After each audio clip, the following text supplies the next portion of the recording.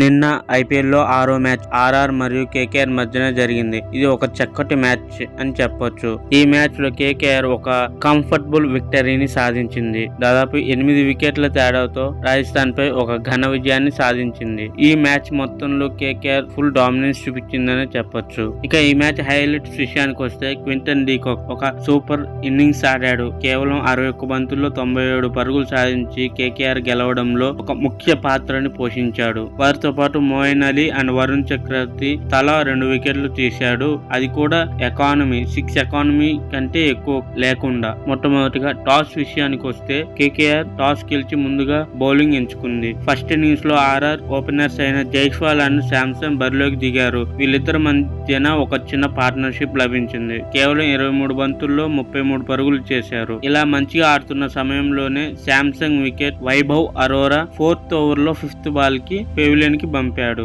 Next Jaiswal rayon Parag తో కలిసి మళ్ళీ ఒక చిన్న పార్ట్నర్షిప్ బిల్డ్ చేశాడు. 24 బంతుల్లో 34 పరుగులు చేశారు. బట్ ఇప్పుడు కూడా వరుణ్ చక్రవర్తి వేసిన 8వ ఓవర్ 5th బాల్ కి రియాన్ పరాగ్ వికెట్ ని తీశాడు. అలాగే నెక్స్ట్ ఓవర్ లో Moeen Ali 9th over 4th ball కి జైస్వాల్ వికెట్ తీశారు. దీంతో ఆర్ఆర్ బ్యాటింగ్ మొత్తం స్లోగా మారిపోయింది. నెక్స్ట్ ఇంపాక్ట్ ప్లేయర్ గా వచ్చిన శుభం దుబే కూడా పెద్దగా ఇంపాక్ట్ చూపలేకపోయాడు. అలాగే ఫినిషర్ అయిన హెట్మేర్ కూడా తన వికెట్ ని చాలా వేగంగా కోల్పోయాడు. బట్ ధ్రువ్ జురేల్ మాత్రం ఒక మంచి క్యామియో ఇన్నింగ్స్ ఆడాడు. 28 బంతుల్లో 33 పరుగులు చేశాడు. అలాగే Archer hard hitting in death overs వల్ల రాజస్థాన్ స్కోర్ 150 రన్స్ దాటగలిగింది. జోఫ్రా ఆర్చర్ కేవలం 7 బంతుల్లో 16 పరుగులు చేశాడు. ఇక కేకేఆర్ బౌలింగ్ విషయానికి వస్తే వరుణ్ చక్రవర్తి, మోయిన్ అలీ, వైభవ్ అరోరా, హర్షిత్ రాణా వీళ్ళ నలుగురు తలా 2 వికెట్లు తీసుకున్నారు. అండ్ స్పెన్సర్ జాన్సన్ ఒక వికెట్ తీసుకున్నాడు. ఇక సెకండ్ ఇన్నింగ్స్ లో కేకేఆర్ ఓపెనర్స్ 152 పరుగుల లక్ష్య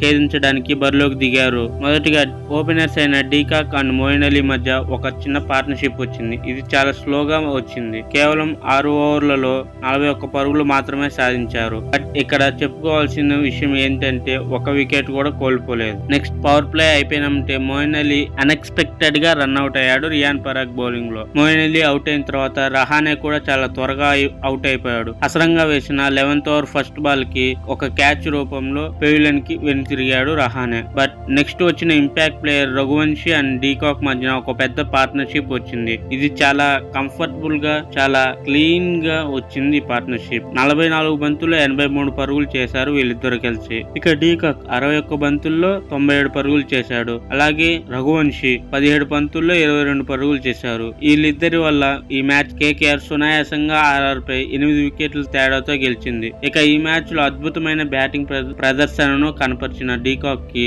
player of the match award లభించింది. ఇక ఈ రోజు ఈవినింగ్ జరగబోయే హైదరాబాద్ మరియు లక్నో సూపర్ జైంట్స్ మ్యాచ్ లో ఏ టీం గెలుస్తుందో మీరే నాకు కామెంట్ చేసి చెప్పండి.